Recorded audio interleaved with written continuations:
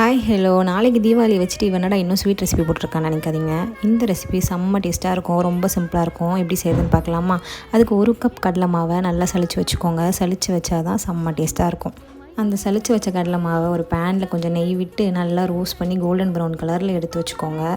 அது நல்லா golden brown ஆகிட்டப்பறமா ஒரு பவுலுக்கு ட்ரான்ஸ்ஃபர் பண்ணி நம்ம ஹீரோ இன்க்ரீடியண்ட்டான கொஞ்சம் மில்க் பவுடரை போட்டு நல்லா கலந்து எடுத்து வச்சுக்கோங்க. நான் 1/2 கப் மில்க் பவுடர் போட்டிருக்கேன். அது ஒரு பக்கம் இருக்கட்டும். ஸ்வீட்னஸ்க்காக ஒரு பேனில் கொஞ்சமாக சர்க்கரை, கொஞ்சமாக தண்ணி, அது நல்லா கொதிச்சோன்னே இந்த கலந்து வச்ச மிக்சரை தூக்கி அதில் போட்டு கிண்டு நல்லா கிண்டுங்க. நல்லா கிண்டினீங்கன்னா அல்வா பதத்துக்கு வரும். அப்படியே மீடியம் ஃப்ளேமில் கிண்டிக்கிட்டே இருங்க. காஜு கத்லி பதத்துக்கு வந்தோடனே ஒரு தட்டில் நெய்யோ இல்லை வெண்ணெயோ போட்டு இதை நல்லா ஸ்ப்ரெட் பண்ணி விட்டுட்டு அப்புறமா ஈவனாக நல்லா ப்ரெஸ் பண்ணி விடுங்க. பண்ணிவிட்டு அப்புறமா உங்கள்கிட்ட இருக்க எந்த நட்ஸ் வேணால் ஆட் பண்ணிக்கலாம். நான் இன்றைக்கி பாதாம் ஆட் பண்ணியிருக்கேன்.